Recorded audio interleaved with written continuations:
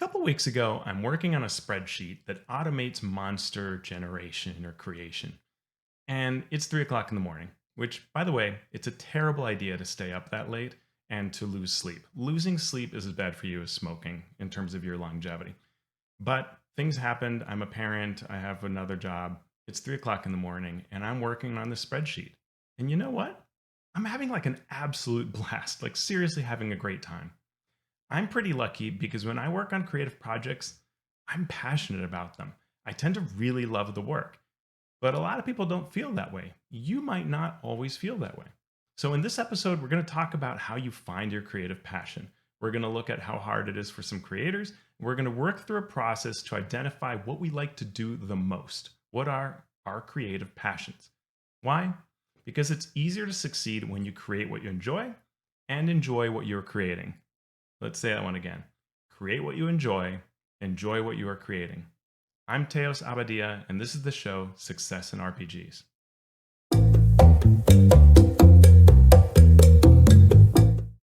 So, episode one, we talked about how to define success, how you can pick the things that you want to do from, a near-term scale to a long-term scale. Something that's a success might include something like creating your first role-playing game product or freelancing for a really cool company. Those are all awesome successes. And those kinds of goals can be approached a lot of different ways. And we want to pick the approach that we're going to enjoy because not everybody has a great time designing all the things that one could design. So check this out. A very well-known board game designer was asked in an interview which game of theirs had been the hardest to design and which had been the most fun.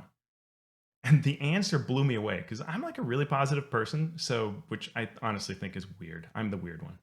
But their answer was, these are all quotes. Game design is basically pain. Most of it's pain. I've never had fun designing a game, to be honest. Okay, so then I asked RPG designers just on Twitter, it wasn't science, do you feel that way? And the majority said that while designing was hard, they didn't quite feel that way. But a few said that they did from time to time feel that way. And there are a lot of examples of creators finding that feeling passionate can be a challenge. Here are some comments I've seen by designers you and I might admire. I certainly look up to all these people for having created great works or who have cool jobs. The thought of writing words right now literally fills me with dread. Like, that kind of hurts me, right? Here's another one. I'd rather hang drywall for 8 hours a day than do another freelance project. And here are two more quotes that I think are really interesting as well. I am happy for the first time in months. I feel like I'm trapped in a Sisyphean farce. And these are all comments by folks who have a presence, who are successful, right? Who we think of as successful. And I want to be clear, I'm not criticizing these folks. I'm the weird one who's kind of positive all the time, but most of us have rough days, and posting a tweet about it or making a comment in some public space about it is not unusual. There can also be a struggle with depression or some sort of mental health aspect. Those are real and important issues, and I'm not equipped to address them at all. It's also really reasonable to, from time to time, work on something that you're not passionate about. Maybe you found out partway through. Maybe there are other issues with the project. Hopefully, it's a very short time thing.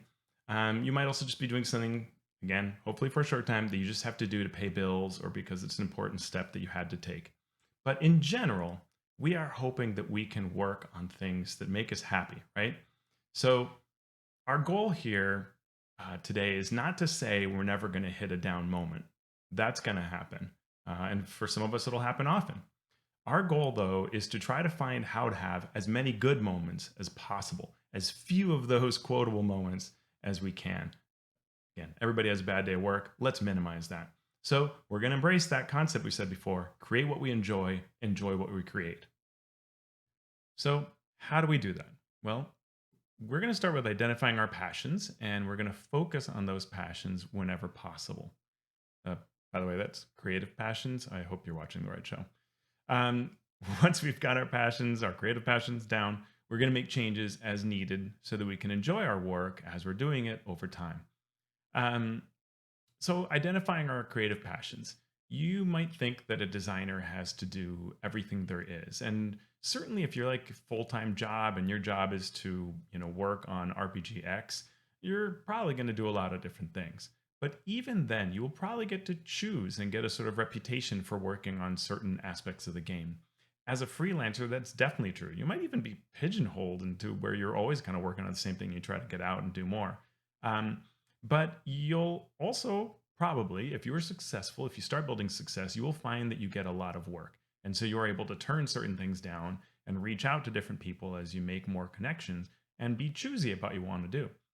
And in fact, when you're first starting out, you kind of get to be the choosiest you want to be.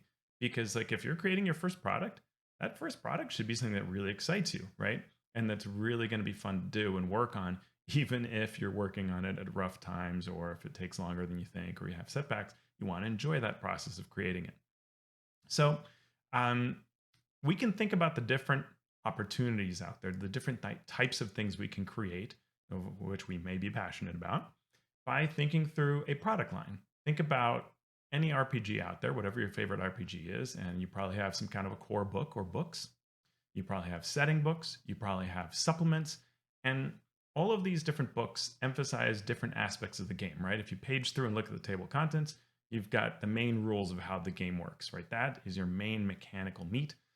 Then you're going to have some sort of classes, maybe things like spells, gear, or magic items, monsters, or other opponents that you're going to face. You're going to have adventures that you can play. Um, so all of those are going to be things that may be a creative passion for us. In a future show, we're also going to talk about the process behind the creation of products. Because when you are like your own company or you're a freelancer and you are having to really do this more and more as a job, there will be a number of steps that you have to carry out. It's also worth thinking about that it isn't just about, say, creating what you see in the table of contents of a book. You might be an artist, and so then you're doing art for those kinds of things, or you're doing cartography. You might be an editor or a developer. So there are a lot of different ways to look at the material here. I'm going to use the sort of table of contents of an RPG or the product line of an RPG because that's an easier way to set up what I'm going to talk through. But it's analogous, right? If you are an artist, you might think about, do I like doing character art? Do I like doing locations, landscapes, right? Do I like doing maps? Do I like doing cool symbols or things that get used in layout? Do I like creating abstract things or objects, right? Art for gear and magic items. So you still get to do the same thing, and it's analogous. So hopefully you can think of the examples I use and do your analog to the area that you work in. All right. And I just want to say, pause for a second, and man, how awesome is this hobby that there's so many cool things, right? All these things we're listing. All right, so let's drill down further on other ways that we can think about what our creative passions are. What are your favorite RPGs, right? And the RPG products for your favorite RPGs. So if you take Dungeons and Dragons, if we think of the core books as the player's handbook, the Dungeon Master's Guide, the Monster Manual. If the Monster Manual is your favorite, you probably like creating monsters, right? Whereas if the DMG is your favorite, the Dungeon Master's Guide, you probably like thinking about different subsystems and how the game works and maybe advice to dungeon masters. So think through that. Also think through, what do you find easiest to create and what sounds fun to create. And you may or may not have that experience, but you can think through what you think it is. Conversely, what kind of content do you not like? Like, do your eyes glaze over when you read about classes and subclasses? That's probably a hint to you, you know? The other way to look at it, what kind of mentors or people that you admire are out there? What do they do that you find yourself always saying, oh, yeah, I love the work they do? You probably like the same things as those people that you admire or mentors that you follow. And one of the things we can do is we can create a matrix. Last show, I got feedback that it was helpful for folks to have a worksheet to work through. So let's try doing sort of the same thing. And I'm going to share here a view of a spreadsheet. And this is also going to be shared with you, so you get to see it. And what this worksheet does is it just really kind of simply is working through on the left hand column. the type of creation, right? Whether it's core game mechanics, subsystems. So think of something like downtime or exploration, right? Um, it's a sort of add-on chunk that expands and grows the core game. It's not hit resolution and skill resolution, which are really core mechanics that underpin an RPG. Ancestries or races, classes, spells, gear and magic items, feats, NPCs, monsters, adventures, game and GM advice, setting material. So these are all good examples. They're not the only examples, right? I think you probably know by looking at this that I'm not listing, I'm not being exhaustive here, but I'm trying to give a decent capture of it. So you can take this worksheet, you can add rows to it, and or change them entirely. Again, if you're working in a different sort of area like art, then you can change this to be the types of art. But what this worksheet does, you can sort it afterwards if you want, but what it does is let you rate in 4 different categories. So first is creative passion, right? And here what we're talking about, really the core subject of today's show, 10 is going to be your highest enjoyment, right? So you might say like core game mechanics, oh, that is the best, that's a 10. And it's going to show up green through conditional formatting. But you might, on the other hand, someone else says, oof, core game mechanics, that does not sound like what I want to do. And then you put in a 2 and it comes up in red. Or if you have some value in the middle, it's going to just come up as yellow. So that's what this worksheet kind of does. It tracks that, and you can fill it out, and you can say sort of like, oh, my favorite thing is to work on classes, and I really don't like working on feats. Monsters are okay, and that allows you to sort of see how that feels. And these numbers can be whatever they are for you. There's no wrong or right answer here. It's whatever is true for you. And so this is what this column is about. The highest enjoyment you derive from working on this, right? From creating this. And you may have never created it, but then just guess based on how much you like to read about it or those other factors we talked about, who you look up to and what they do. Column D is effort. And this is really about the sort of stress or drain that comes from working on this. So you might, for example, find that when you design something like a magic item, you might find that you, in this particular RPG that you like to write for, when you look at one magic item and try to compare it to another, it's not obvious, and it's sort of a lot of work to look at all the different ones and look at the history of what's been done, and maybe you find it's repetitive, and so you might find yourself just not getting a lot of enjoyment out of it, or finding that it's draining, right? It's a little different than enjoyment. You might think magic items are cool, but boy, it takes me a lot of effort to do it. Setting material maybe is a good example. Like if you find, yeah, I like writing setting material, but I always run into, do I know enough about the rest of what's already been written and published? And maybe that creates an effort and drain, even though you really like creating it. Does that make sense? Length of time is the actual sort of hours or really how long it takes to create it. So we might say that, let's say if we found that feats, we spend a lot of effort on it because we find it hard to balance a new feat against existing feats. But it might be a short amount of time, just a couple hours, but it drains us. It's stressful, or it's tiring emotionally, right? That's the difference between these 2 columns. So you can rate these sort of however you want, as long as they're consistent across the column. So I might not be thinking in terms of pure hours, but more the feel of it. Like I might say, wow, core game mechanics, that takes forever. That's 10. That's the longest, because you're writing the entire game. Whereas a subsystem, I might give a 6. And maybe spells for me take me a surprisingly long time to look at the options. So I give it something like an 8. But maybe I'm the kind of person that says, you know what? Monsters don't take me long at all. And these might be completely opposite for someone else. And that's the kind of idea behind this. In fact, let's just take like one row. Let's talk about the last one. The last one is really important. If you saw the previous episode of this show, we talked about setting up your success and your goals, right? These near and long-term successes you want to achieve. So a question we can ask is working on this taking me in that direction, right? And 10 is an absolute, yeah, it's taking me there. And 1 is, no, it's really not taking me there at all, right? And 5 is sort of in the middle. So let's just take kind of one example. Like, let's say monsters, which a lot of people are talking about monsters. We might say, do I like creating monsters? Yeah, really. It may not be my favorite thing, but maybe it's like an 8. I do really like creating it. What's the effort level? Well, maybe you find it hard to think about their ecologies and how to make the monster powers sort of um, give off that idea of what the lore behind the monster is, and you have to look at a lot of different monsters. So you might say, like, effort wise, in terms of how it drains me, I'm going to say that it's around a 7. I find the work reasonably hard, but not ridiculously so. And the length of time it takes, maybe it's not kind of average time. It's not that long.